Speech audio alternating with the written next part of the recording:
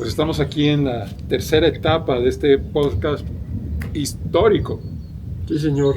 donde estamos recordando los orígenes de uno de los deportes más fantásticos en México, la bici de montaña, el Así mountain es. bike. Yo les cuento, amigos, que tenemos el gustazo de tener a mi carnal, Balam Ibarra. La vida de Balam ha sido excepcional de muchas maneras, pero una de ellas ha sido que algunas empresas, por decir empresas sinónimo, entiéndase sinónimo de proyectos, que a mucha gente que conozco, teniendo el recurso económico, la infraestructura, la capacidad intelectual, nunca quisieron hacer porque no encontraron cómo, porque les dio miedo, porque dudaron. Este señor no dudó, creyó en su proyecto, se aventó al ruedo como el Borras, se puso un par de chingazos, pero logró y tuvo éxito. Y hoy les queremos platicar de una de esas aventuras, de uno de esos proyectos, de uno de esos sueños, que fue primero recorrer el país y luego salir a rodar por el mundo en una bicicleta de montaña. Así es que, Balam, hermanito, cuéntanos de esa aventura en que, a partir de tener una bici de montaña, tu primer bici, ¿de dónde sale esas ganas, esa necesidad de exploración, de ir más lejos, de encontrar caminos? Fíjate que yo tengo el día absolutamente presente. Tenía entre 8 y 9 años. Nos acabamos de mudar a Acapulco y yo terminé de leer Tom Sawyer. Y dije, no mames, ¿qué es esto? Yo vivo una vida asquerosa. Yo tengo que tener aventuras, inspirado por mi papá. Ya en el primer podcast les contamos lo aventurero que él fue. Yo tenía ya un deseo interno de ser explorador. Era mi sueño de niño. Todas mis fantasías, mis juegos, todo, porque yo vivimos en Acapulco y yo hice cosas extremadamente peligrosas en Acapulco, absolutamente inconscientes. Estoy aquí de milagro. Tenía mi contrapache Efrén García. Te voy a mandar el link para que veas cómo siempre me acuerdo de ti. Lo único que nos importaba era arponear pescados cada vez más grandes, cada vez más lejos. Naufragamos, nos volteamos. Una vez casi te ahogas tú también. Estaba bien chiquillo y se hundió la lancha en la que íbamos. Una aventura tras otra, tras otra, tras otra. Gracias a nuestros papás que nos llevaron a vivir a Acapulco, que era un Acapulco muy diferente al de hoy. Era un lugar seguro, la bahía estaba limpia. Todos nos conocíamos, las familias de Acapulco, todas se conocían. O sea, era dentro de todo, pues, más o menos seguro. Y con esa idea... y luego, cuando empezamos a rodar tú y yo en el Ajusco, que tú me invitaste, tú ya llevabas pues, mucho tiempo en las motos y te sabías muchas rutas. Y yo estaba empezando, no tenía ni condición física, nada. Tuviste mucha paciencia conmigo. Y empezamos a ir cada vez más lejos en nuestra sede, que era realmente el Ajusco. Íbamos al Desierto de los Leones, íbamos a la Marquesa, rutas ya medianas. Y a mí se me ocurrió que yo quería hacer expediciones en bicicleta. Esta es la oportunidad de ser un expedicionario. Sí, me acuerdo. No había esa oferta en México en ese momento. O sea, todos paseábamos. Éramos ciclistas domingueros, como tú dijiste en el podcast pasado. No éramos nadie serio ni nada. Y a raíz de este deseo de empezar a explorar, hicimos la primera exploración ya larga de más de un día. También hicimos una mención breve en el primer podcast. En la frontera entre Oaxaca y Puebla, con el destino de llegar a San Juan Raya, arrancando de Tehuacán. Entonces nos fuimos, ya ni me acuerdo cómo, creo que en el coche de Pedro Saad, no me acuerdo muy bien. Y lo estacionamos por ahí en Tehuacán y nos fuimos en bici, todo cross country por la Mixteca, ¿no? ¿Sí es la Mixteca? Sí, y bellísimo además. No, fabuloso, el paisaje lleno de cactus. Nadie había rodado por ahí. O sea, a nadie se le ocurrían esas cosas, nomás a nosotros. Llevábamos todo en la espalda, en mochilas, un equipo pésimo, pero teníamos la intención de acampar y dormir ahí. Y llegamos efectivamente a San Juan Raya y la sensación del logro fue increíble. Esa fue ya un deseo de explorar como para después venderlo. La primera expedición ya cobrada la hicimos Pedro y yo, Pedro Saad y yo como socios. Después tendríamos un fallout. Pues ya no me acuerdo ni por qué, no vale la pena ni mencionarlo, pero él agarró su camino y yo el mío, y yo me obsesioné con eso. Entonces, todo lo que me importaba en la vida era explorar en bicicleta.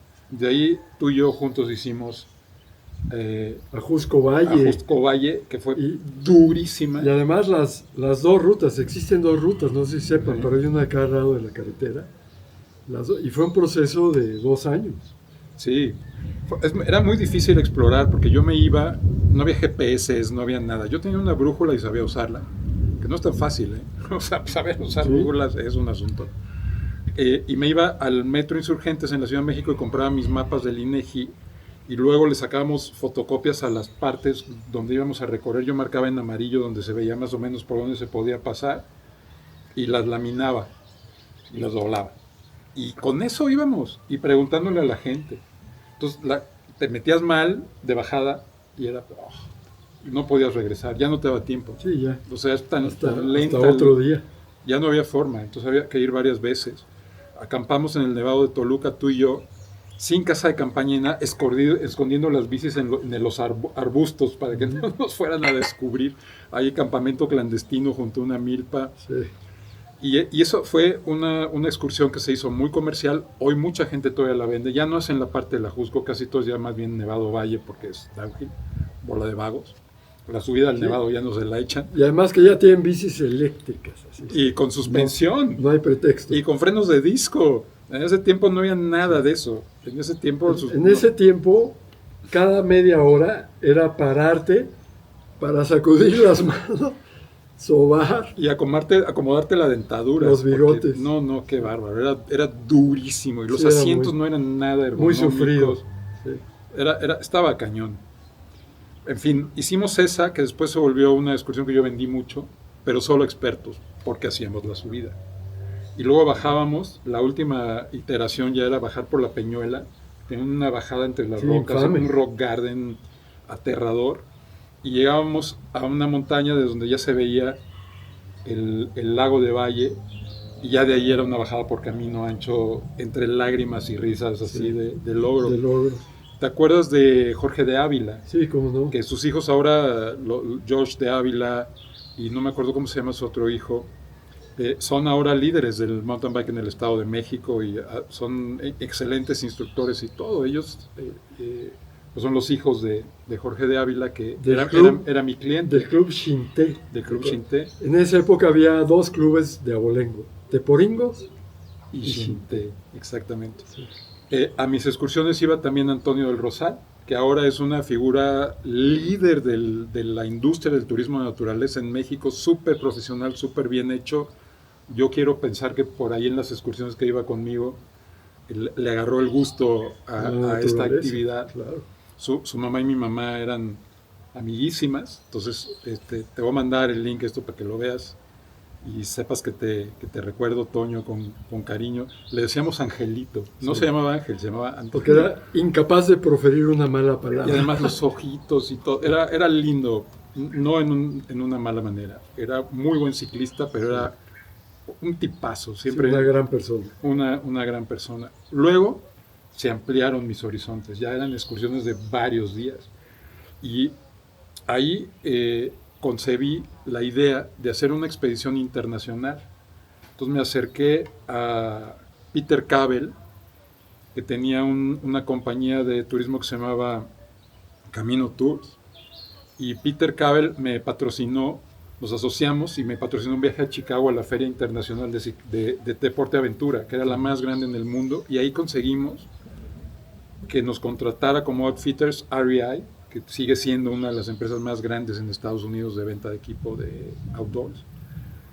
Trek y Explore, dos empresas europeas. En ese tiempo no podías tú hacer tu propia reservación, tenías que ir a través de una agencia de turismo, porque no existía el internet, todo era por fax, y tenías que entrar en el catálogo de viajes de ellos, entonces pasaba un año entero desde que ya tenías un acuerdo a que empezaran a llegar turistas, y llevamos a esta ruta que les voy a platicar, turistas de Inglaterra, turistas de Irlanda, turistas de Alemania, cicloturistas, y nos íbamos desde la Ciudad de México, saliendo de Milpalta, y yo creo que nadie hace eso, ni siquiera hoy. No.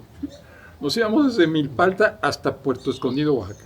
Atravesábamos todo Morelos, todo Puebla, por la Intermixteca, pero en la sierra, hasta llegar a la costa en Oaxaca. 12 días de pedaleo más 2 días de esto. Eran unas excursiones increíbles. Llegamos a un lugar que se llamaba, creo que algo de Matamoros, donde hacen un mezcal increíble, y en esa sierra hay una tradición muy antigua de bandas de aliento, que las escuelas, todo el mundo sabe tocar. Entonces llegábamos ahí, al día siguiente era descanso, entonces llegábamos en la tarde, yo compraba una garrafa así de mezcal recién destilado, contrataba a la banda e invitábamos a todo el pueblo, aunque fuera jueves, lunes, lo que fuera el día que llegáramos ahí, y baile toda la noche. Y no, pues la gente que venía de Europa y toda una experiencia así, pues sí, absolutamente genuina, de poder bailar con la gente de una comunidad rural en medio de la sierra de Oaxaca. Era fantástico, siempre me ponían muy buenas calificaciones. Y en las barrancas del cobre, ¿no? La ruta que tenías. Después hicimos, esa ruta fue súper ambiciosa también. Habíamos ido con mis papás, ¿te acuerdas? Sí, en un claro. viaje, y yo me enamoré y decía, no puedo hacer que no baje. Sí, y si no han ido, tienen que ir a las barrancas del cobre. Sí, ahorita les abundo por qué. Es fabuloso. Entonces yo pensé, voy a bajar mi bici de montaña ahí. Me conseguí un contrapache que me acompañó y exploré la ruta como para hacerla comercial, para llevar gente a rodar a la Barranca del Cobre.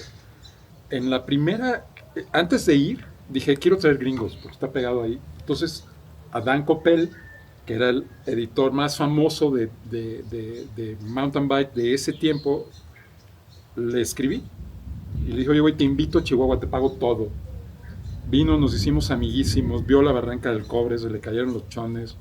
Hizo un artículo bellísimo, no en Mountain Bike Action, en otra revista que se llamaba Mountain Bike. O sea, un artículo completo con unas fotos increíbles. Pero no logré venderle a ningún gringo, fíjate. Porque era tan aguerrido y Dan lo escribió de una manera tan como... Estos pinches mexicanos le dan a lo más duro de lo grueso. Ningún gringo se animó, pero la vendí en México. Sí, me llevé varios grupos de gente de México.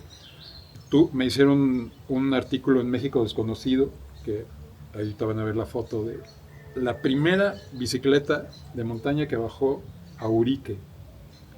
Después, la gente que nos llevamos, pues gente de Mazatlán, gente de la Ciudad de México, nos hicimos amigos de por vida, porque eran unas convivencias, acampábamos a cielo abierto sin tienda de campaña, así bajo las estrellas, sí.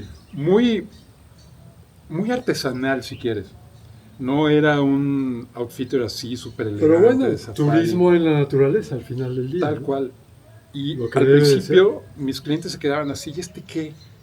Pero en las noches hacíamos cantos, rituales, ya ves que yo estudié con los indios norteamericanos un montón de tiempo.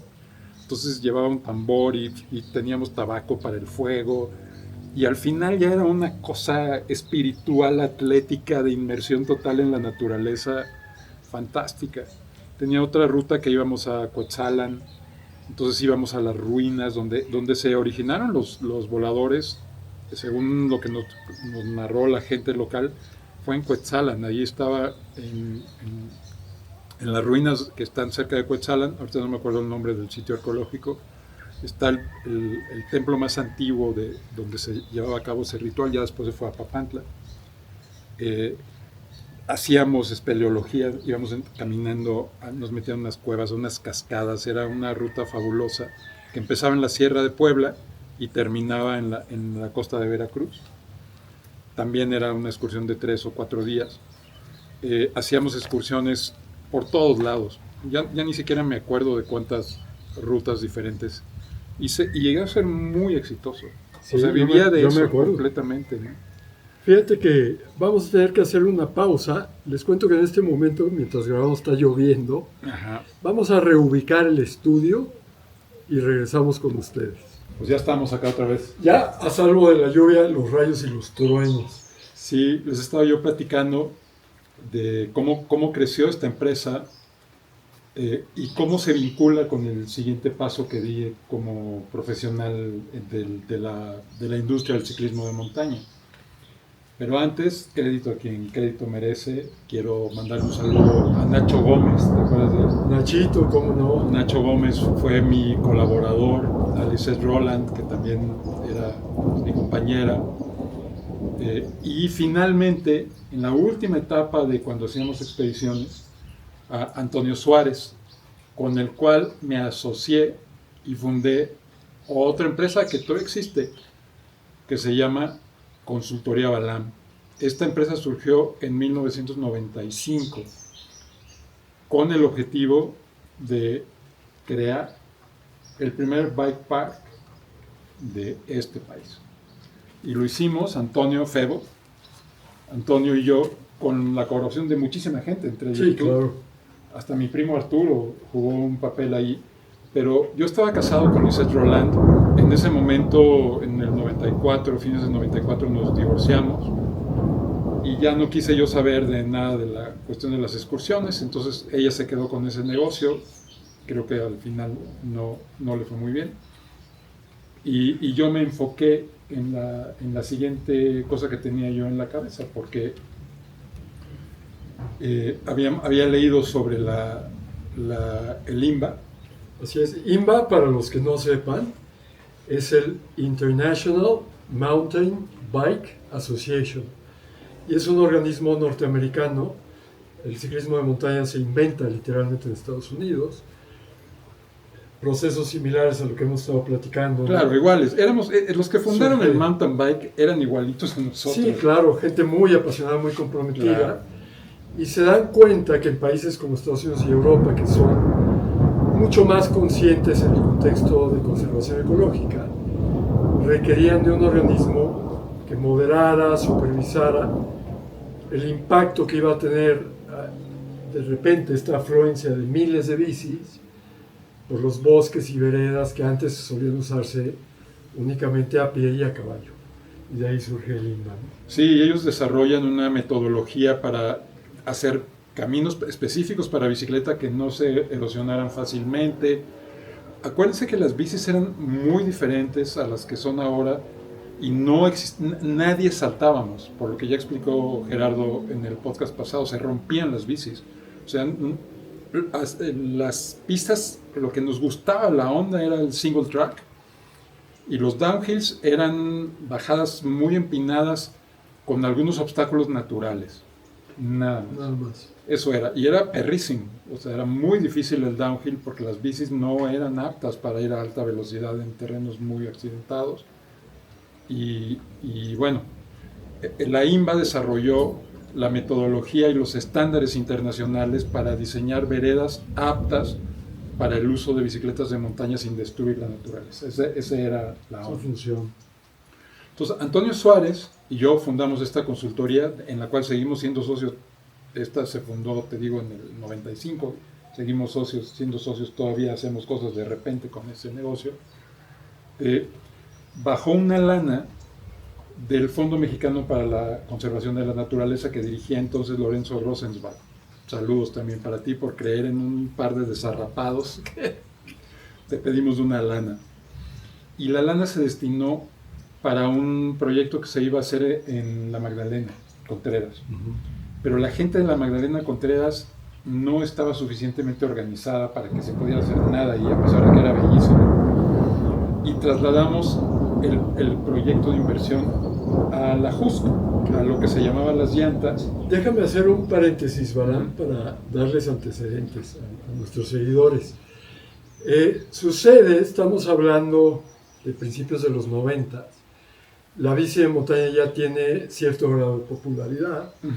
Ya habemos, me incluyo como importador, distribuidor de bicis de esa época, habemos varios distribuidores. Estaba Antonio Filippo con Specialized, estaban los hermanos Sad con Fisher, Univega, Aro, ya Benotto tenía bicis, Mercurio tenía bicis, en fin, ya empezaba a ser del uso popular, ¿no? Bueno, en esa parte de la Jusco Bajo, estando mi tienda unos cuantos kilómetros antes, la gran mayoría de mis clientes y amigos pedaleábamos allá arriba. Y se empieza a suscitar de la nada: oye, ¿qué crees, mi Jerry? Me acaban de robar las bicis.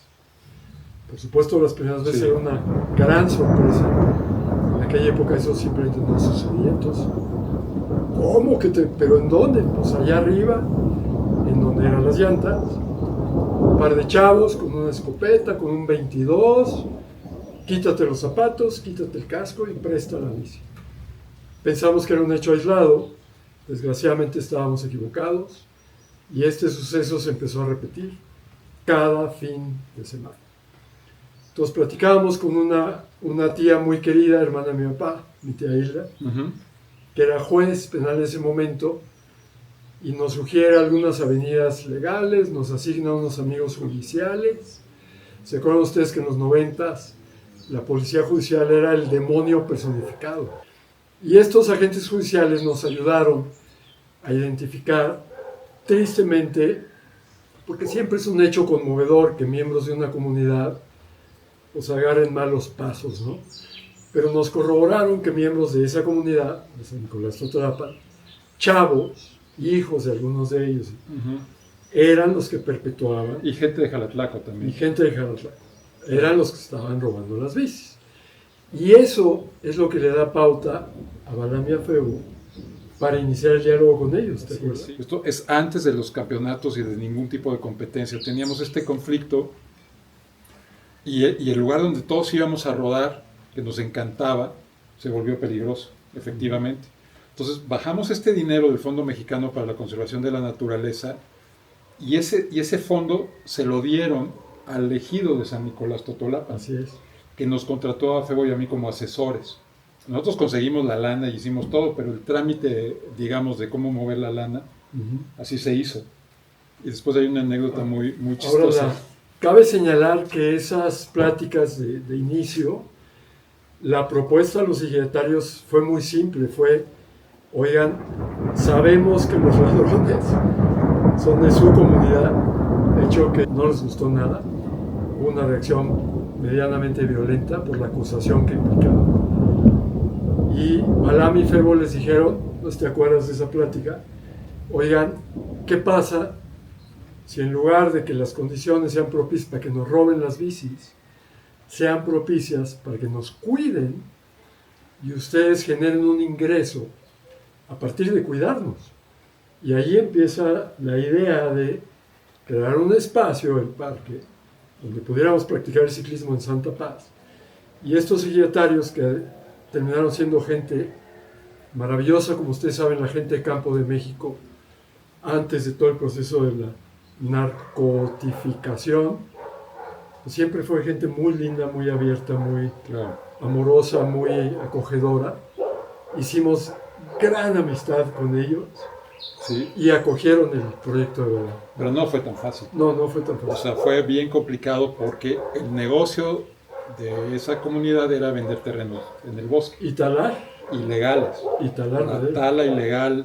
O sea, México, la Ciudad de México tiene una veda forestal permanente, lo cual no ha sido nunca la mejor estrategia de conservación de los bosques. Entonces, la invasión, el crecimiento urbano, se fundaban colonias enteras coludidos con autoridades para que les dieran servicios. O sea, el bosque se lo estaba comiendo la ciudad en el Ajusco, y el Fondo Mexicano para la Conservación de la Naturaleza de México quería detener ese proceso, y nosotros les ofrecimos sin saber nada. No sabíamos hacer pistas. Nunca habíamos hecho un proyecto comunitario, ni Antonio ni yo, ni nada, pero teníamos esta visión de que era el lugar idóneo para hacer un negocio de bicis de montaña con la gente local. O sea, era el match perfecto, la necesidad de generar empleo rural de alta calidad, con un lugar seguro para ir a andar en bicicleta. O sea, la demanda estaba ahí, pero no existía la oferta. Lo que fue crear la oferta.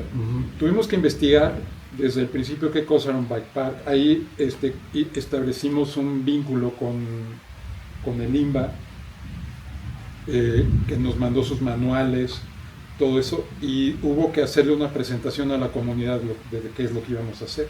Claro. Y luego lo que no queríamos que pasara es que el comisariado ejidal, que se renueva cada 3 años, fuera el administrador del parque, porque en primer lugar, pues cada 3 años perderías a la gente que ya estaba capacitada, y en segundo se podía volver botín, porque yo sí tenía la idea de que iba a generar mucha lana. En ese tiempo ni los ejidatarios ni nadie tenía esa visión, pero yo pensé, esto va a ser un negocio, les va a ir súper bien. Entonces logramos una metodología que después usé en todos los demás parques que diseñé con Antonio, que era, creamos un comité de turismo ejidal. Y en ese comité de turismo ejidal se organizaron los que hoy son reconocidos en San Nicolás casi con reverencias, no más falta que les pongan bustos. Sí, pues no es para menos. Como los fundadores.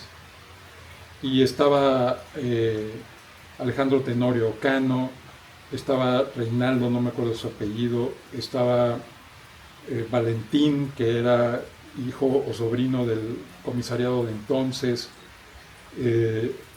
gente valiosísima que creyó en el proyecto. Y ellos fueron realmente los embajadores. Yo tuve que ir a la Asamblea General de Ejidatarios. En ese tiempo usaba el pelo súper largo y estábamos siendo grillados durísimo por la parte de la comunidad que vendía terrenos. Claro. En lugar de ser la consultoría Balam, nos decían que éramos la inmobiliaria Balam, que queríamos nosotros robarnos los terrenos, que íbamos, y nosotros nosotros ya tenemos un sueldo, nos va a pagar el Fondo Mexicano. Nosotros lo único que queremos es hacer de esto un parque ecoturístico. Llevamos a los ejidatarios a Colorado a que les dieran clases de cómo hacer veredas. Y empezó un proceso de socialización del proyecto del parque muy exitoso, que fue acogido con enorme entusiasmo por los usuarios. O sea, los ciclistas, cuando les dijimos vamos a hacer aquí un parque, se volvieron locos de felicidad. Claro. Ahí puedo intervenir de nuevo porque vamos a ver qué es lo que está pasando. Por un lado, lo que comenta Balam, lo que concebimos como la mancha urbana, ese proceso de expansión urbano, ¿no? de la Ciudad de México, pues apelaba a muchos intereses más allá de los intereses de los ejidatarios. Como lo sabemos, allá se involucraban presidentes municipales, alcaldías, incluso llegaba hasta la regencia de la ciudad, ¿no? Porque ya la Ciudad de México no tenía muchas opciones de para dónde crecer, y los terrenos de la Jusco, además de ser muy lindos, tienen una vista privilegiada del Valle de México, entonces eran terrenos muy codiciados. Sí. Entonces este proyecto, hay que señalar eso, no solo atendió las necesidades del usuario primario, que era un espacio recreativo de fin de semana para caminantes, familias, ciclistas, sino que contuvo esa expansión indiscriminada de la ciudad. Sí, ese fue uno de los éxitos, generando notables. Uno de los principales pulmones del Valle de México, en un estatus, digamos, de legislación de conservación que ya lo hace intocable, y eso es un legado y una protección a la ciudadanía en general, no nada más al usuario de una bici de montaña. Pero a lo que iba al principio es que hay que entender que venimos de meses de que nos roban las bicis ahí, la gente no quería ir, y mucho menos querías ir con tu novia. ¿Qué tal si hay una agresión física hacia alguna de las chicas? Una posibilidad de violación, o te maten a tu perro. Sí. Entonces, toda esa parte de la Jusco se estaba desertificando, ya era tierra de nadie, etc. Y donde nosotros pusimos una semillita, nuestro granito de arena, una vez que el parque se constituye, ¿no? No, pero espérate, falta un rato para llegar ahí, porque tuvimos que brincar un montón de obstáculos. Cuando ya estábamos por arrancar, viene Julio Alemán, el actor. Habló con la comunidad que iban a poner ahí el Museo del Taxi.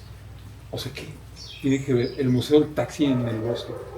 Bueno, ese proyecto traía un montón de lana, de Julio Alemán.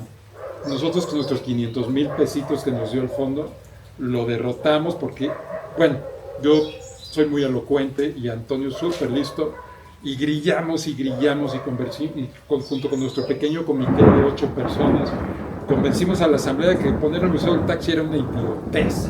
Eso no había que hacer. Luego tuvimos que competir contra un parque que estaban haciendo en el ejido de enfrente, ahorita no me acuerdo cómo se llama, pero lo estaba dirigiendo, ¿sabes quién? Ese proyecto, Claudia Sheinbaum. Imagínense nada más. O sea, Claudia Sheinbaum era la coordinadora de ese proyecto. Nosotros competimos ya por los usuarios. O sea, tenemos que hacer un proyecto mejor que ese para que vengan al nuestro a rodar y todo. Pero Claudia no era ciclista.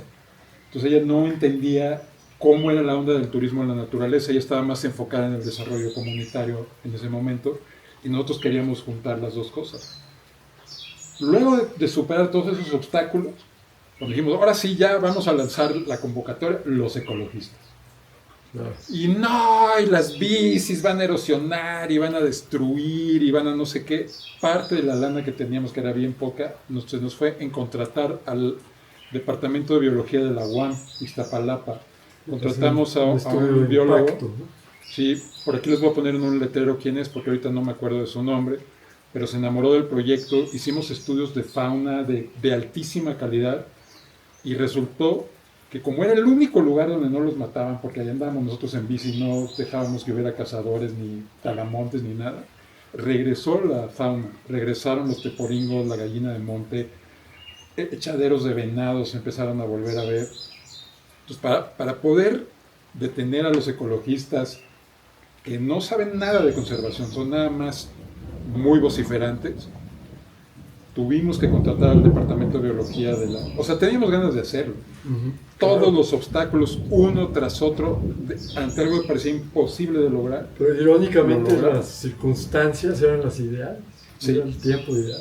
Era el tiempo ideal. Y entonces sí ya, cuando todo eso se amarró, yo te hablé, bueno, ese es mi recuerdo, y te dije, necesitamos generar dinero aquí. Así es. O sea, necesitamos que la promesa que les hicimos de que iban a ganar lana, se cumpla. Y como tú eras un líder ya en la cuestión de las competencias y todo eso en la comunidad, dijimos, necesitamos hacer carreras aquí. Sí. Conseguimos que Motorola nos diera radios, conseguimos que Nacho Gómez nos hiciera descuento en los uniformes de los ejidatarios, los equipamos, los entrenamos. Eso también hay que señalarlo. Nosotros conocimos ejidatarios, la idea que nos llega a la mente, pues la gente que trabaja el campo, esta gente de bosque, de cultivo, ¿no? Y estas gentes estaban montados a caballo, con uniformes igual de bonitos y de sofisticados que el de cualquier guardabosques del Parque Nacional de Estados Unidos. Sí, absolutamente. Lograron, Balam y Febo, que se concediera el permiso de portar armas para que pudieran ejercer su labor de cuidaparque, con ya un dechado de autoridad. Y se les dio entrenamiento. De operar un arresto. Sí. O sea, se hizo bien. Y sí, ya llegamos efectivamente ahora sí en esa coyuntura, donde tenemos un parque recientemente inaugurado, ejidatarios magníficamente capacitados, ataviados a caballo, armados, que van a cuidar a la gente, pero no hay gente que cuidar. Sí. Y lo que hicimos, arraigados en el potencial y el empuje que tenía el Club Teporingos, que ya era famoso a nivel nacional, la organización de CIMA, el Campeonato Regional de Ciclismo de Montaña, y habiendo sido presidente de la Vocalía Nacional, pues fue a hacer carreras. Hice una carrera de campeonato regional puntuable y una carrera puntuable para el campeonato nacional en el Ajusco, en el Parque de las Llantas, en San Nicolás Totolapan. Entonces ya todos los que querían participar pues no tenían más remedio que ir. Por supuesto que nos preguntaban, oye, pero no hay riesgo, no nos van a robar las bicis. Claro que no, ya hay un mecanismo que garantiza, ve a la carrera y ya verás. Y en esas carreras nos tomamos el tiempo para rentamos, ¿te acuerdas? Un DJ, un PA, un sistema de sonido, micrófono, y Balam y Feo y los ejidatarios se presentaron, nos hablaron de la naturaleza del proyecto, lo que se había requerido para lograrlo. Nos presentamos, imagínense la escena, tenemos 600 cletos, licreros listos para entrar en acción. Ajá. 8 o 12, no me acuerdo, guardaparques a caballo, impecablemente uniformados, que antes de arrancar la carrera se fueron en los caballos a ocupar sus puestos, equipados con los radios Motorola de banda de 2 metros, y arrancamos la carrera. No hubo un solo incidente, Nada. un solo robo, pero lo que logramos fue algo que señalaba Balam antes, que fue histórico, lograr ese día la cohesión entre la ciudadanía de la Ciudad de México, chilanga, fresa, mamona, llámenle como quieran. Yo no quiero usar ningún calificativo porque no es nuestro estilo, pero si lo vamos a calificar, por ahí va, comulgar y trabajar en comunión con un ejidatario, una persona de campo, de trabajo, de cerro, en un fin común. Claro. Y luego llegaron, o sea, cuando eso jaló, porque además un reconocimiento que tú no te estás dando, pero sí te lo mereces, es que un porcentaje importante del dinero de las entradas y los patrocinios lo donaste al proyecto para salarios de esta gente. Sí, claro. Y luego pasaron un montón de cosas, pero ese fue realmente el espaldarazo. Con eso arrancó y la gente ya empezó a ir, y luego empezamos a encontrar problemas operativos muy chistosos. Por ejemplo, la gente no quería pagar el estacionamiento porque siempre se habían estacionado gratis. Sí. Todos los ejidatarios bigotones, tienes que pagar, cabrón, porque este es el parque y somos ejidatarios, ya un orgullo. Pues no pago y me voy. Y estacionaban los coches fuera. Y ya había una cuota para pagar las bicis. Eso no tenían problema. Estacionarse era la bronca. Y nosotros éramos los asesores. No, es que estos no pagan.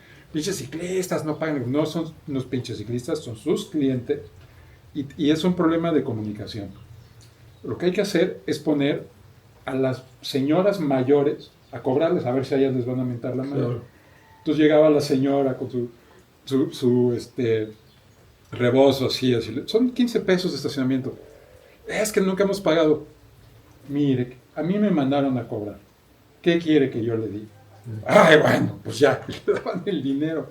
Entonces todo era estar buscando soluciones inéditas a problemas que nunca habíamos tenido. Y luego se hizo multitudinario, empezó a llegar muchísima gente, empezó a haber un montón de éxito, y el primer año, nosotros teníamos un contrato para trabajar con un año, terminó y teníamos un montón de utilidades. No habíamos hecho nada de infraestructura, todo fue capacitación. Entonces ya, ¿qué vamos a hacer con las utilidades? Yo tenía un proyecto de renovación urbana, de becas para alumnos, y nos dice el comité, ya sabemos qué vamos a hacer, que vamos a contratar a los Tigres del Norte para la fiesta. No manches, te vas a gastar todo el dinero en los Tigres del Norte. Una borrachera. Vamos a gastar en los Tigres del Norte. No, compañeros, nosotros les sugerimos. No. Ya la asamblea dijo, los Tigres del Norte en la fiesta del pueblo. Bueno, ya fuimos a bailar. Llegaron los Tigres del Norte, que estaban en su... O sea, los Tigres del Norte eran la onda, con el celular en la mano, pero es como bailongo, todos los pueblos de alrededor tradicionalmente se juntaban. Bueno, a la semana siguiente, llamadas y llamadas, oye, queremos un parque como el de las comunidades vecinas. Entonces me di cuenta de que yo como asesor no estaba viendo la dimensión social de traer a los Tigres del Norte. El prestigio que le dio al parque entre las propias comunidades fue inmenso. Le creó una conciencia a la población del propio San Nicolás Totolapan de orgullo, de decir, tenemos un parque que paga a los Tigres del Norte, perros, a ver, hagan eso. Sentó un ejemplo a comunidades vecinas de decir, si nosotros, en lugar de estar tirando árboles, hacemos un proyecto de turismo, podemos hacer cosas como esta espectaculares. O sea, no hubo ninguna alternativa que hubiera sido mejor para ese dinero que contratar a los Tigres del Norte. Así Ya es. después genera tal cantidad de dinero hoy San Nicolás Totolapan que casi todos la que trae gente del pueblo trabaja ahí. Tienen utilidades que se reparten cantidades muy buenas de dinero. Hay ayuda a las personas de la tercera edad.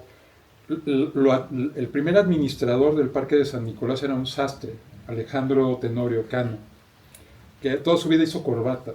No sabía nada de administración, pero tenía un don de gentes y una inteligencia fantástica. Ya murió hace poco Alejandro. Reinaldo, su mano derecha, murió en el COVID.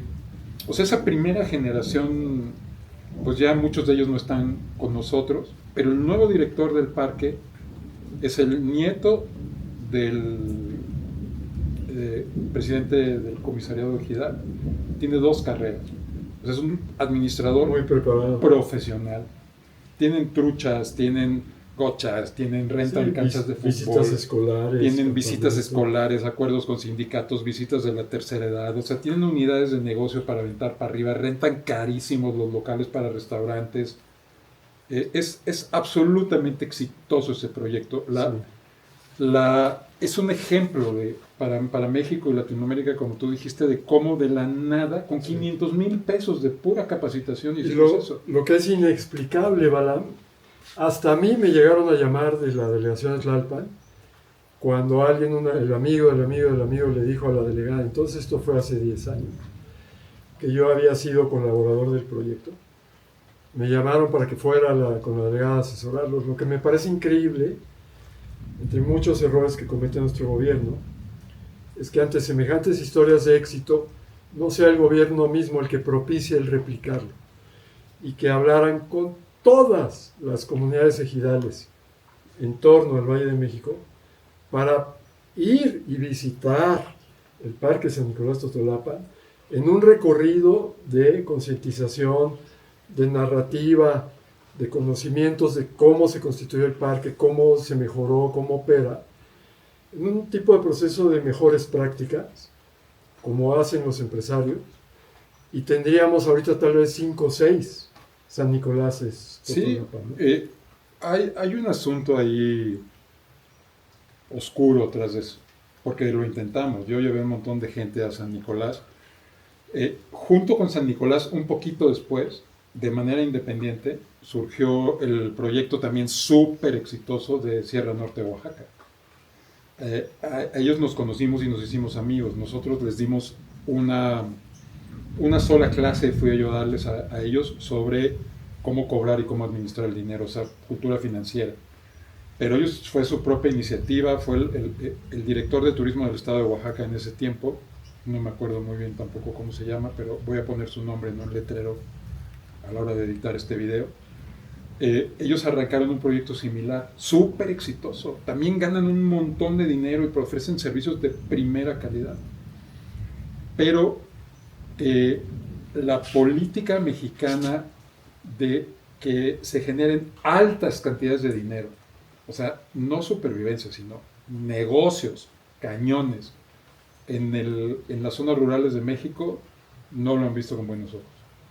No me quiero meter ahorita a discutir cuáles son sus razones, pero claramente los votos son más fáciles de obtener de gente que depende de ti que de gente que es económicamente autosuficiente. Claro, por supuesto. En Sierra Norte de Oaxaca, por ejemplo, no rifan los partidos políticos, ahí los usos y costumbres, la comunidad se organizó sola. Yo los conozco muy bien porque di capacitación en la comunidad de Yavesía, que no está integrada a pueblos mancomunados, pero que está en la misma región, muy exitoso, y ahí dicen, aquí, cuando hubo el cambio de horarios, ¿te acuerdas? Se empezó, ahora ya se quitó, pero hubo un tiempo, dicen, esa es la hora del gobierno, aquí no. Aquí es la sierra, y aquí no entra el ejército, y aquí no entra nadie, nosotros gobernamos, y culturalmente han sido autónomos toda la historia, ahí no hubo ni virrey que rifara ni nada, ellos fueron ciudadanos libres de su propio autogobernados en toda la historia. Entonces, esos son ejemplos muy, muy importantes de lo que ocurre cuando las comunidades se organizan. Otra comunidad que es así, también extremadamente poderosa, porque tienen lana, es el ejido de San Juan Nuevo, en Michoacán, donde está el volcán Paricutín. Ya. También ahí di clases. Una comunidad súper autónoma. Ellos tienen lana, tienen una cultura forestal súper sustentable y tienen muchísimo dinero. Sierra Norte tiene muchísima lana también negocios forestales sustentables y ahora turismo. Entonces, eso genera independencia, no codependencia. Claro. No dependencia. Sí, que contradice ¿no? los objetivos. Entonces, no se ha dado esa política. Sí. México debería ser una potencia mundial en ecoturismo, por la mega biodiversidad que tenemos y por la diversidad cultural que tenemos.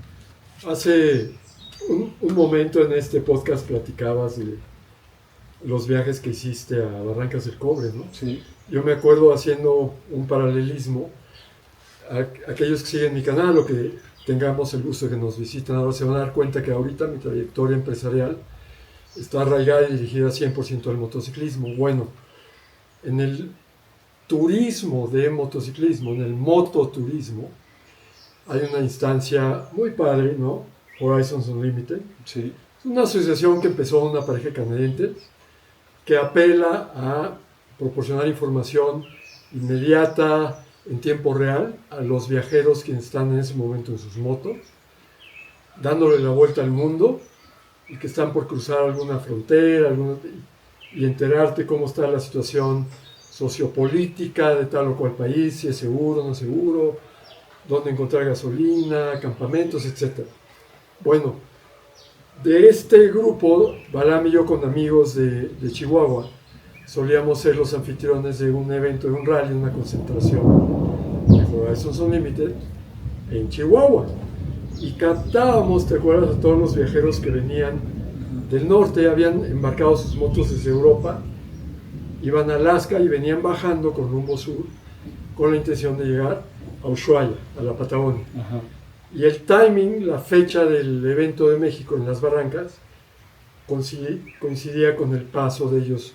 Acababan de cruzar de Estados Unidos a México y pasaban a pasar un fin de semana con nosotros en Krill, Chihuahua. Bueno, a lo que voy. Estas gentes que en moto habían tenido la oportunidad de visitar 5, 6, 7 continentes, 30, 40, 50 países, desiertos, selvas, bosques, montañas, volcanes.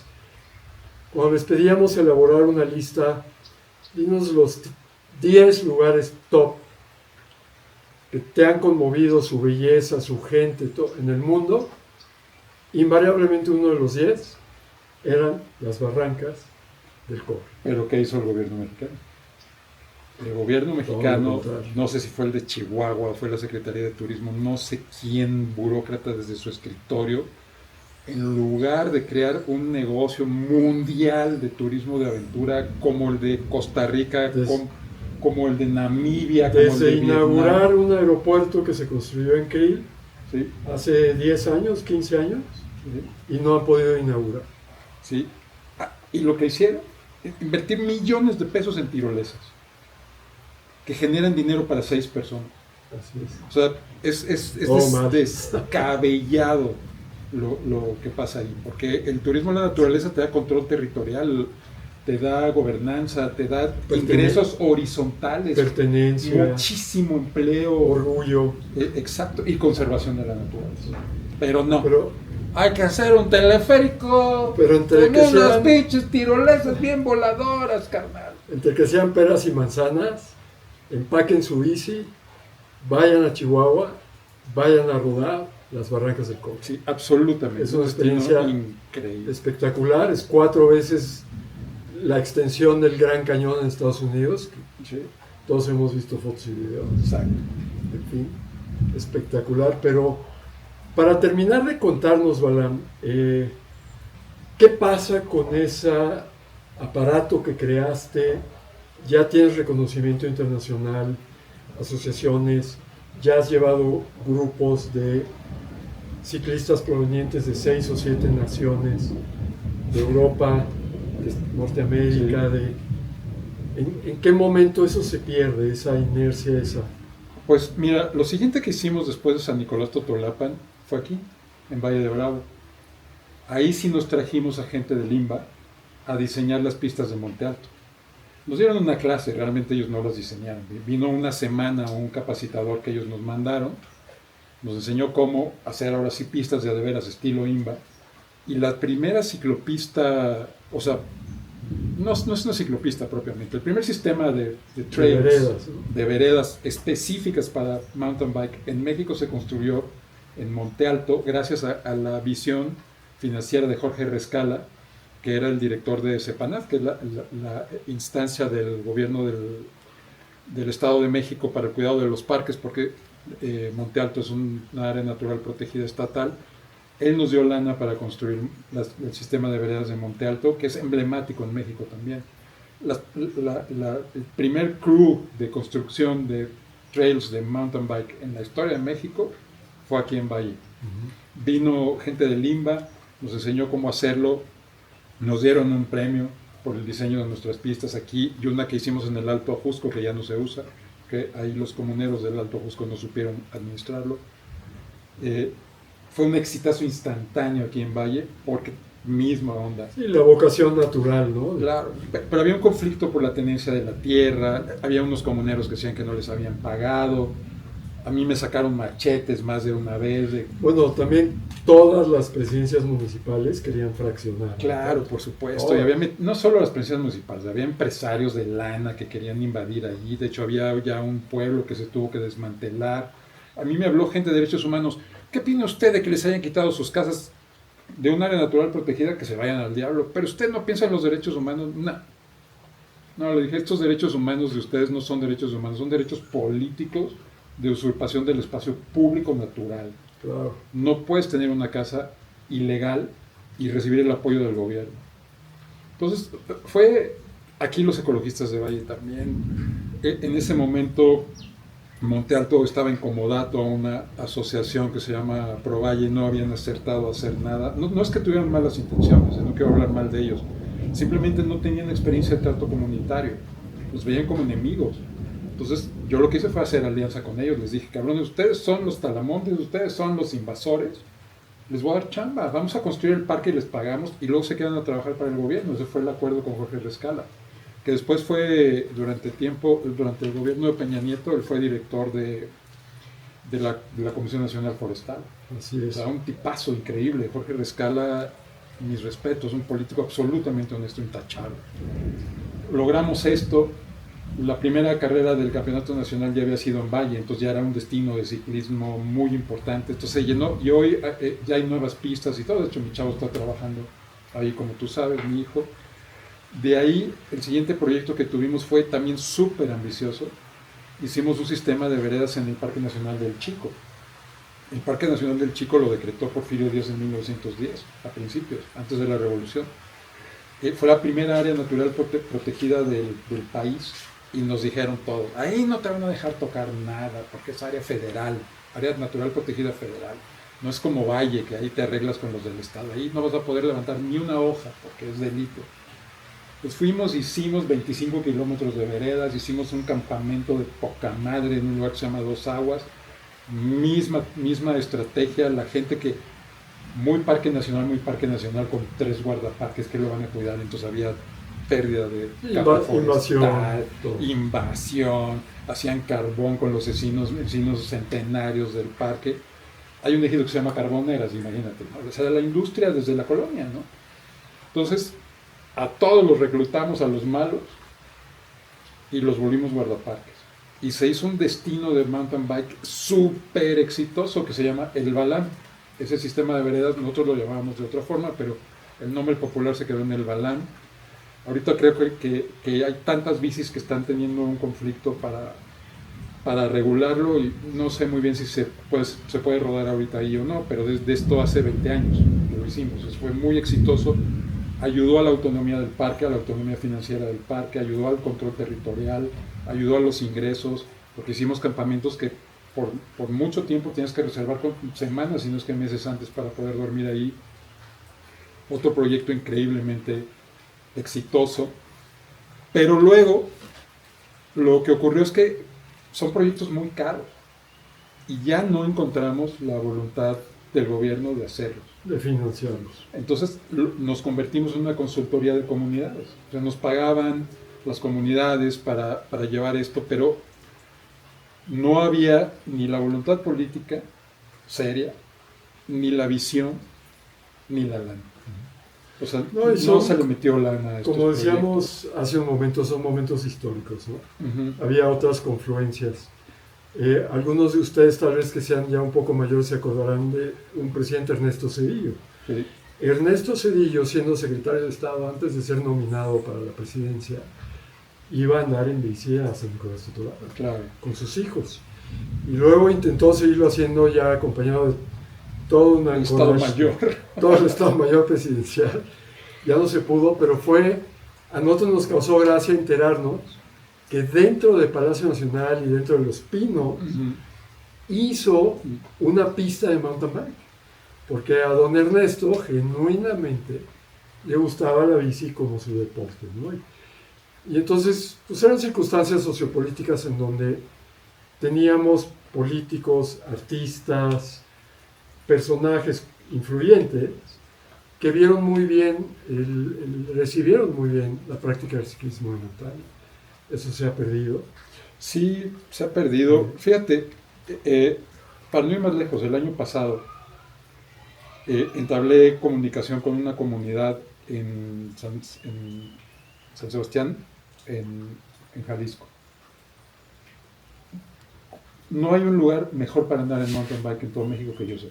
No sé si en el mundo. O sea, de verdad de calidad mundial. Increíble la flora, la fauna, la comunidad súper bien organizada. Una cantidad de hectáreas asombrosa, casi 50,000 hectáreas. O sea, una barbaridad de terreno en óptimo estado de conservación, 3 ecosistemas diferentes por la altimetría, óptimo para hacerlo. Toque puertas, fundaciones, todo. No hay un quinto para desarrollar proyectos como este. No hay en México nadie dispuesto a invertir. Se está destinando a programas sociales. Exactamente. Tienen una visión que no promueve estas iniciativas. Pero fíjate que eso es parte, a mí sí me gustaría hacer hincapié, Balam, que hay muchas instancias, acciones, continuidad que trascienden nuestra capacidad o injerencia. No está en nuestras manos. Exacto. Hay otras que sí. Voy a regresar un poquito hablando de San Nicolás Totolapan en ese momento histórico en que nosotros pudimos ser útiles consecuentando esas carreras, ¿no? Y mencionaste lo del donativo. Lo que les quiero decir, amigos, es esto. A lo que se refería Balam es que de todo lo recabado en esas carreras nacionales que detonaron el posicionamiento del parque ya como un espacio viable y seguro para la ciudadanía de México, yo donaba el 50% de los ingresos recabados por concepto de inscripción y el 50% de aquello captado por concepto de patrocinio. En mi tenor como presidente y como presidente del Club Teporingos, eso fue lo que se hizo. Y fue lo que le permitió al parque consolidarse. Tal cual. Como dice Balam, al tener sueldos garantizados, lograron la confianza y la certeza con el resto de la comunidad, que vieron que no era una llamarada de petate, un sueño guajiro, que sí se estaban cumpliendo esa retribución económica, etc. Al momento que yo me casé, me fui a vivir a Estados Unidos. Por esas circunstancias tuve que abandonar la Ciudad de México, el Ajusco. Teporingo se disuelve, ya no soy presidente de nada, yo me desaparezco. Mis sucesores, que tenían el poder, y eso sí estaba en sus manos, en su injerencia, tuvieron a bien no donar el 50% de lo recaudado por el instituto. Querían ese dinero para su bolsillo. Y a mí eso me frustra mucho porque como mexicanos, nuestra vida diaria desde que te despiertas, tantitas noticias, periódicos, radio, ahora redes sociales que veas, es una simple reiteración de tantas cosas que están fuera de nuestro alcance y no podemos cambiar, y nos dan rabia, nos dan tristeza, nos frustran, pero cosas como estas que recaen en nuestras actividades, aquellas que hemos asumido, adoptado, por el amor, la pasión, la reciprocidad, la comunidad que nos generan, como es la bici de montaña, sí tenemos esa injerencia, esa capacidad, si estamos fungiendo como practicantes, como organizadores, como líderes, como componentes de este movimiento, de hacer las cosas bien, de permitir esa asignación de recursos bipartita, tripartita, en beneficio del deporte, de la comunidad, de esa cohesión, de esa comunión, por la ciudadanía, por el bien del bosque, por el bien de muchos otros usuarios que no van en bici, pero que ahora, volviendo al ejemplo del parque, escuelas, campamentos, boy scouts, señoras, viejitas, niños, disfrutan de un parque maravilloso que existió y continuará existiendo durante muchas generaciones gracias a la bici, ¿no? Claro. Entonces, como mexicanos hay muchas cosas que sí podemos hacer para ser honestos, para ser honrados, para ser congruentes, ¿no? Sí. Yo pienso que el éxito que tuvimos es el éxito de todos los proyectos que existen en la historia de la humanidad, que es logramos generar un proceso colaborativo que era transversal en la sociedad. Así es. Por ejemplo, el primer puente que se hizo para unir una vereda con otra en San Nicolás Totolapan lo pagó BMW, los coches. El director de BMW de ese momento se enamoró del proyecto y dijo, ¿qué quieren? Y de ahí empezaron a conseguir patrocinios de empresas y todo, y ya gestionado por ellos, ya no estábamos nosotros. El proyecto ya tenía su propia inercia. Entonces, esta transversalidad de intereses, vamos todos como sociedad, desde el ejidatario que estudió hasta cuarto de primaria, como es el caso de la gente que arrancó esto, hasta el CEO de BMW, de la mano, con todos los usuarios de todas las clases, con todas las bicis de todos los precios, empujamos ese proyecto. Las voluntades que fue necesario unir para hacer el proyecto del Chico, desde la Semarnat hasta el gobierno del estado, la Secretaría de Turismo, la Universidad de Hidalgo, que fue la rectora de ese momento fue la que nos invitó, la licenciada Adriana. La colaboración es la onda. Es lo que los esotéricos se refieren a que todos vibren en la misma frecuencia. Pues es una metáfora para decirlo, pero los procesos colaborativos tienen ingredientes. Yo a eso me dedico ahora. Yo soy un gestor de procesos colaborativos. ¿Cuáles son los ingredientes? El principal de todos es una meta común. Que todo el mundo tenga una visión compartida y que entienda más o menos lo mismo. Si cada quien entiende una cosa diferente de qué es lo que se va a hacer o no se comunica correctamente, pues es imposible colaborar. Nos está pasando como sociedad ahorita eso a nivel global. Cuando ya tiramos el diccionario a la basura y las opiniones tienen el mismo peso que los hechos y todo se vuelve relativo, los procesos colaborativos se interrumpen y nos volvemos terriblemente vulnerables como sociedad. Entonces, los acuerdos tienen que estar basados en preceptos comunes, no relativos. Entonces, en el caso del mountain bike, lo que queríamos era hacer un negocio con base a la oferta de un lugar fabuloso para andar en bicicleta, donde la gente iba a pagar a cambio de servicios. O sea, la contraprestación es tener baños limpios, tener seguridad, tener buenos guías, tener buenas pistas, tener buenos estacionamientos donde no le pase nada a tu coche. Tú por eso pagas. Esa era la meta, lo teníamos todo súper claro, la conservación de la naturaleza, la educación ambiental, la generación de empleos transversales también. Porque una cosa son los empleos directos de la gente que trabaja en los parques y otra cosa son los mecánicos, los choferes, los que suben, ciclistas. Un negocio muy rentable en el Ajusco son los camioncitos que te suben a empezar a Manzalocos, allá arriba, por la carretera, para que no tengas que pedalear de subida, lo que equivale a las góndolas en los parques gringos y canadienses. Todo eso genera un montón de dinero para mucha gente, pero todos tienen la misma finalidad. Entonces estamos hablando el mismo idioma y se pueden compartir las ideas.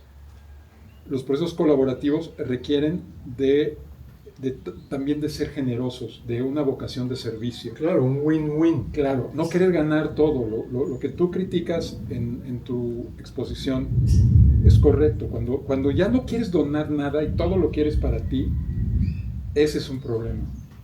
Todo el mundo tiene que ceder un poco para obtener un poco. Y ceder es una manera incorrecta de decirlo, porque es parte del proceso. Sí, yo lo cambiaría por aportar. Claro, es parte del proceso. O sea, no es posible que tú obtengas algo si no das algo. O sea, los procesos de intercambio en la colaboración son fundamentales. Y luego las reglas claras, que apliquen para todos parejo, que nadie tenga privilegios.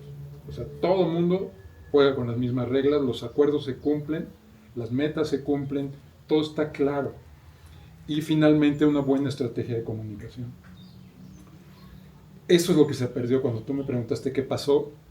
Yo siento que como gobierno, como país, como sociedad global, estamos perdiendo los puntos nodales que nos permiten colaborar.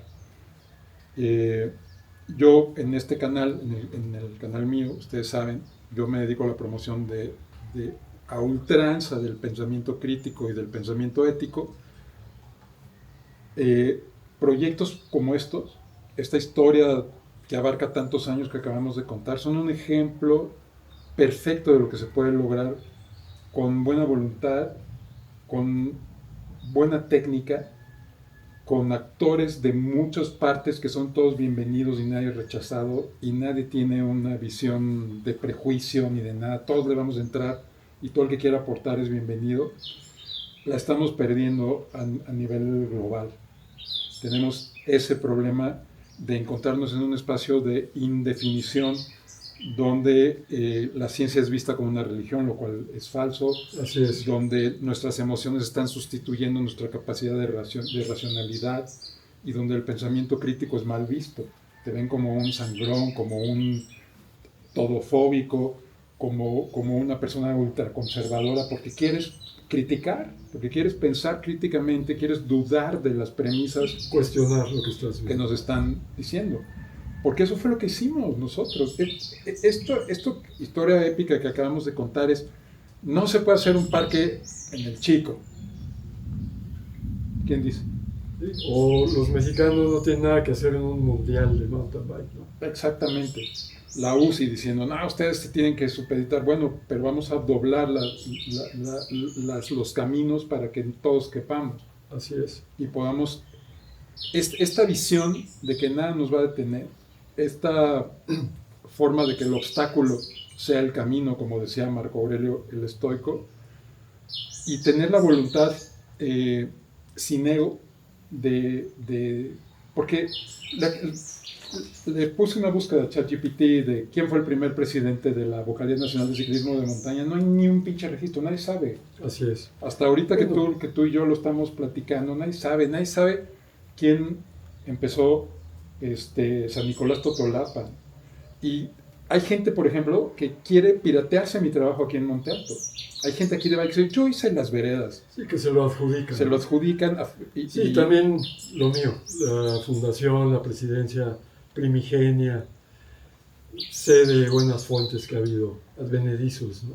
Claro, pero es una cosa que uno, sabes que te arriesgas a eso y ni pedo, pues así es. Además hay que aclarar, ¿no, Balam? A la gente que nos regala su atención ahorita. Lo platicamos antes, ¿no? De por qué estamos ahorita grabando estas pláticas. Queríamos que se supiera la verdad, nada más por el hecho de que se supiera la verdad. No perseguimos, ya no nos dedicamos a esto. No perseguimos ningún bien material, ni personal, ni mucho menos.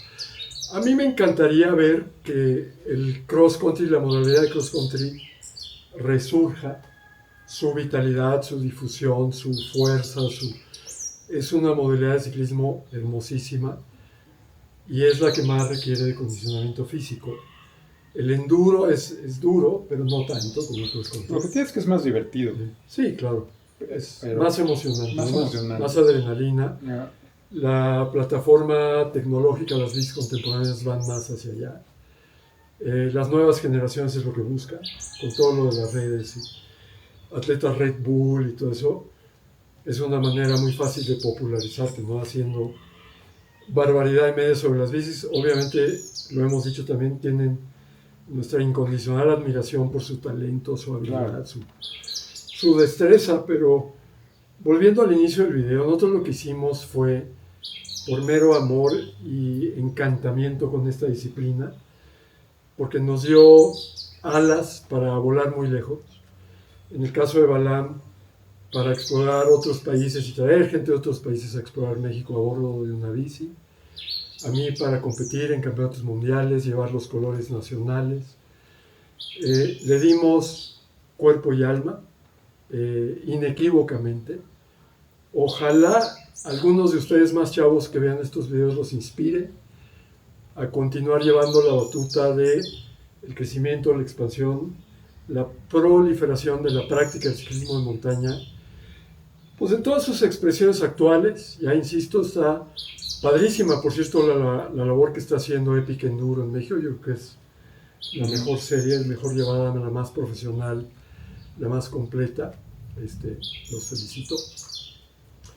Pero hay mucho que hacer siempre, bien hecho, honestamente hecho, amorosamente hecho. No se sorprendan que este par de hermanitos Ibarra los inviten pronto a participar en un evento en Valle de Bravo. Muchas cosas de lo que hicimos, el rally de las 8 horas, correr de día y de noche por equipos, pero hicimos también un festival, ¿te acuerdas? Sí, como... Hicimos un festival internacional de a la altura de los que se hacían en Moab, y también se llevó a cabo aquí en Valle de Bravo, en la Deportiva, en Monte Alto. Sí, sí, increíble. Tuvimos nada menos que a Frata. Si no saben quién es Frata en la música de México, búsquenlo, cabrones, porque deberían de saber quién es Frata. Excelente músico mexicano, una propuesta padrísima. Y él tocó en el Festival Internacional de Valle de Bravo. Vinieron gringos, canadienses, mexicanos de todos lados. Acampamos, tuvimos downhill, dual slalom, cross country, paseos, y eso se perdió. ¿Por qué se perdió? Porque llegó gente que quería sacar lana. No quería ver el evento realizado como nosotros. Quería sacar lana. Y ustedes, cuando ven eso, cuando se huelen eso, pues ya no quieres ir. Te las hueles. No, este pinche evento barato, lo único que quieren es que yo pague mi inscripción y no me dan nada a cambio. Y ahí es donde se desvirtúan estos sueños, estas iniciativas, estos romances, ¿no?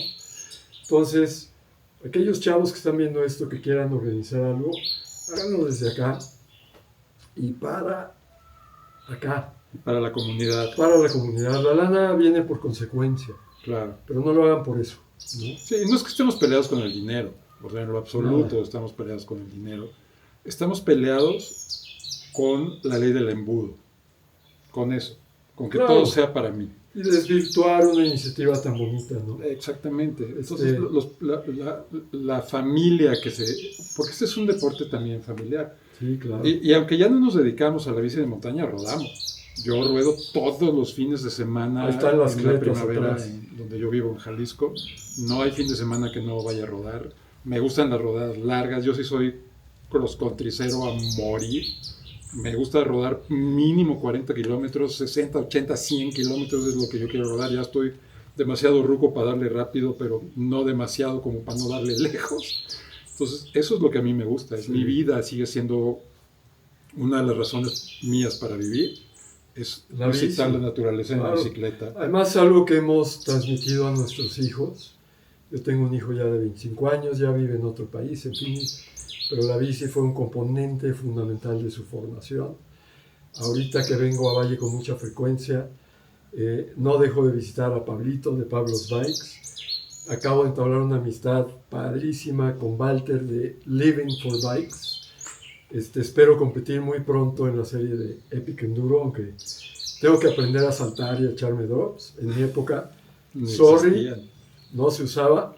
Yo les puedo presumir de haber participado en el Kamikaze Downhill en Mammoth, California. Yo bajé en una bici sin suspensión, sin pedales de contacto, con un casco de vacinica, coderas, todo de moto, a 96 kilómetros por hora. Que eran downhills de velocidad, no tanto de saltos y features y drops, era tener las agallas de rodar a esas velocidades y no perder la vida en el proceso. Y eran de eventos donde sabíamos cuando alguien se había roto el hocico, porque paraban la carrera y venía el helicóptero a recoger a alguien que obviamente los despojos requería hospitalización urgente. Y bueno, eran otras épocas y otros formatos, pero pues tuvimos el privilegio de ser parte de, ¿no? Sí, y ahora que nos enfilamos al downhill de la vida, Sí. del cual nadie se repone ni con helicóptero, Y con triple suspensión.